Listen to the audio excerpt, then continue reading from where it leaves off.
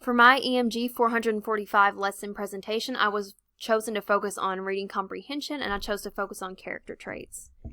So the standards for which I'm focusing on that I would share with the EMG 445 class would be that I'm focusing on reading language arts, 7th grade, standards 3, which would be students will identify how characters are affected by multiple factors within a story, including by setting, plot, and other characters.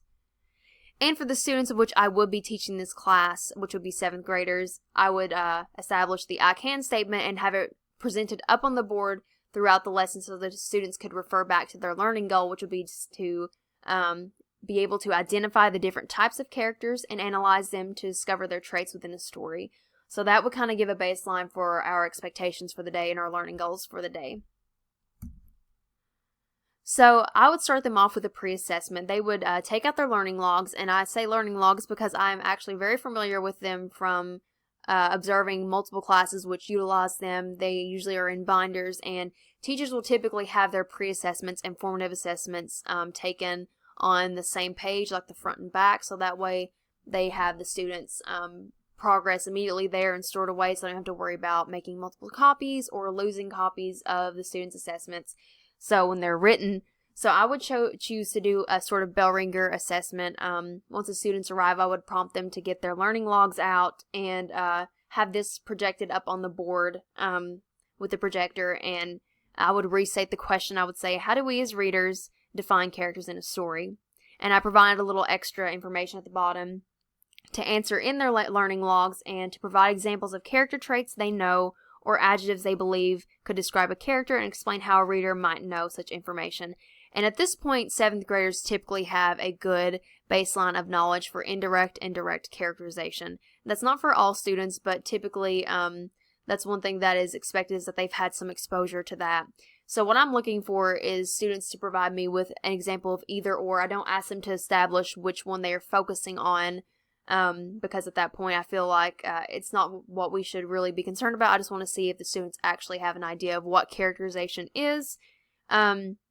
So students may provide me with examples such as adjectives of mean, happy, spirited, words like that. It just depends on the grade level which they perform at. Some students may use more complex words than others.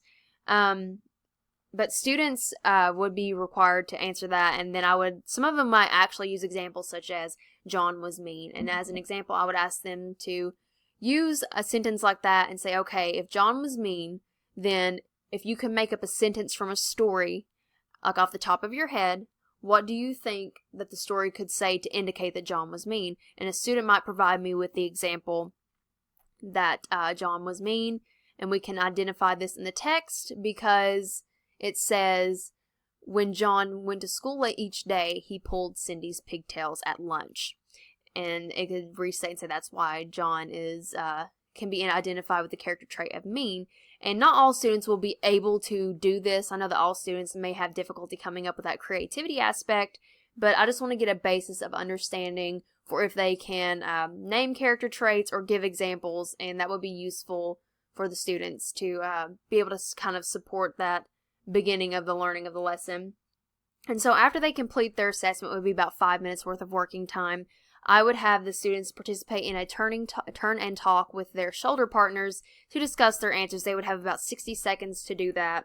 And then after they discussed their answers, we would all come together and I would ask students to share their answers.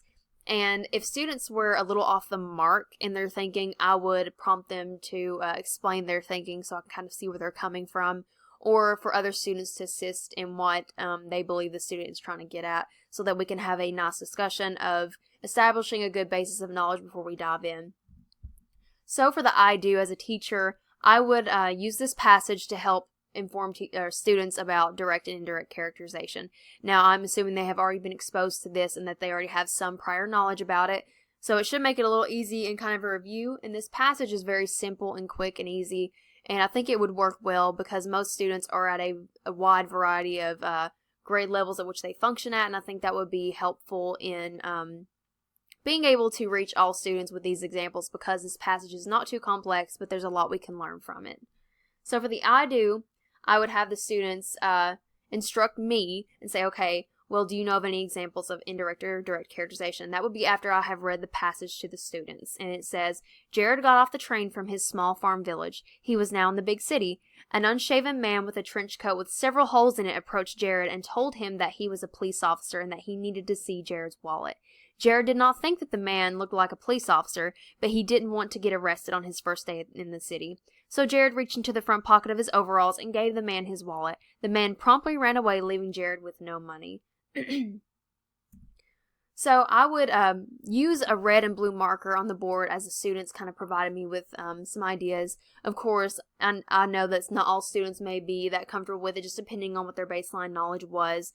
So I would, of course, underline my examples that I have found. And example of direct characterization would be the unshaven man with a trench coat. An example of indirect would be Jared did not think the man looked like a police officer, but he didn't want to get arrested on his first day in the city, so Jared reached into the front pocket of his overalls and gave the man his wallet. And I would explain to students that direct typically involves a direct adjective or word that describes the character, such as mean or flighty or kind, while it can also talk about the physical descriptors of the character, which could include unshaven or dark hair or skinny or tall or fat. And for indirect, I would tell students that we have to look a little bit deeper for some indirect characterization. We have to draw conclusions from that. We have to infer from the reading. And so in looking at the indirect characterization, we can infer that Jared is gullible, he is easily persuaded, he is not so clever, and he is easily intimidated. And from there, I would ask students if they saw any connections that could be made to other parts of the story, like the plot, which there isn't much of a plot at that point, so I would say to look at the other character and look at the setting. And what I would be trying to get students to look at would be that Jared got off the train from his small farm village. And so that would kind of explain why Jared's character traits of gullible or easily persuaded may be attributed to his former setting and his new setting. So he may not have experienced unkindness or a trickster in the farm village. It may have been very community-based. And now in the big city, he's in a new place with people who may be a little bit more shady. So we could attribute his character traits to what he has experienced in the past with the setting into his new setting. So I would read them the story Amigo Brothers by Prairie Thomas, and I feel like it's a great diverse text. It talks about two friends who live on the Lower East Side of New York City, and they are of Hispanic heritage. And the students would be able to identify the characters Antonio and Felix. And as we can see here, there's an immediate example of direct characterization, which I would hope students would catch on to when we read. And as I read aloud to them, I would have them annotate using their using a pencil or a pen on the printouts that I have given them, and they would read along. And as I read, I would also ask these additional questions that are located on the side here. It would provide additional comprehension for the students and vocabulary support so that the students could understand the story better. And as they go throughout the story, I would ask them to try and underline direct and indirect characterization for the story and identify the different characters in the story and just take general annotations that we would have already established at that point in the class for that lesson. So I would read them these pages, and for the EMG 445 class, I would have read this passage aloud too. It's very short, very quick, allows for activities to be taking place very quickly, so I think this is a great beginning for a text. Of course, there's more to it, and I would probably include this for a second part of a lesson the next day or in a unit plan, but focusing on the first few pages is great. So, for the We Do activity, I would have the students take part in a character trait analysis, and they would be required to work in groups to create a poster to represent your uniquely assigned character and his traits. So I would have the students either focus on Felix or Antonio, and in focusing on one of those characters, they would be required to design a character that looked like that character using direct characterization, which would also be supported within the trait examples in the body, and I would ask them to identify at least one direct and one indirect, and then the third one would be their choice. So I wanted them to find examples of both. That way they can be prepared for their formative assessment coming up, which will be the You Do. And so the students will be required to provide text evidence by using direct quotations from the text, so that way I can see where they're pulling their answers from. And they would be able to use large sheets of paper and decorate it with markers. But for the EMG 445 class in the lesson, I would have them use partners and work in small printouts and maybe do 1 or 2 traits and use colored pencils to design their character, just to do kind of like it's creative, it's fun, but it also establishes that the students understand the difference between direct and indirect. So I would have the EMG 445 class take place in the activity by using printouts that have already been kind of like this guy here, very generic, but that would allow them to dress it up and look pretty great. So the students would be allowed to list more than 3 if they have extra time, but that would be what I expected of them for this activity. They would be required to refer to their annotations and work in groups to effectively complete the assignment within the allotted time, which would be probably about 8 to 10 minutes. So for the formative assessment, which would be the you-do, this would be when students broke apart from their groups after they present their projects to the class. I would have them choose a student ambassador or 2 to bring it up there and talk about it. But they would do the formative assessment in their learning logs, and that would be for the you-do, and the students would be required to use the Amigo Brothers text to name 1 direct trait and 1 indirect trait of the character of their choice and provide supporting details for each. And for the selection, they would have to explain how this trait is formed by another element within the story. So they may choose to focus on 1 direct characterization trait to discuss how the character's heritage is unique and how that heritage may affect how that character appears, which might be having dark hair or darker skin, while the students could also refer to indirect characterization of how they respond to each other when boxing, when they get into a boxing match, because they both enjoy that, but they're rivals and how they feel about that. So the students may talk about how Antonio or Felix have conflictions with wanting to fight each other, and they could attribute that to stating that Antonio is Felix's friend, therefore he felt uncomfortable and for approaching the battle or the boxing match this way.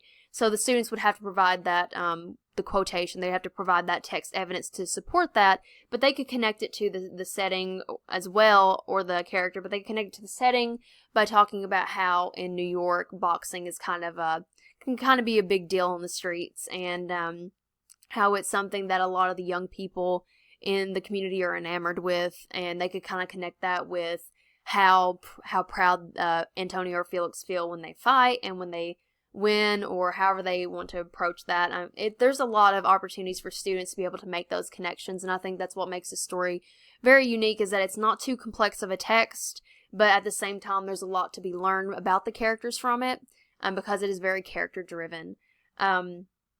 But I would also have the EMG 445 class work to identify 1 direct trait and 1 indirect trait after doing their activities together. That way that they could kind of see how I'm also trying to connect that with the students, and how important it is that they participated in the we do activity to their fullest extent, and if they paid attention to the you do activity, how it would have made it a lot easier for them. So this would have been the I do for the students, in which they would have completed their lesson for that day, and I would have been able to see any progress that the students have made, or any concerns that they might have had with the text, that I can see any issues going on.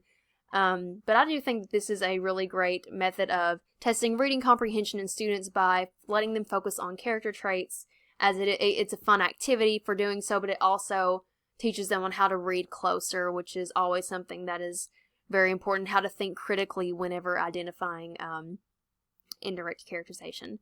So that would be my lesson plan, and yeah, hope everybody enjoys it.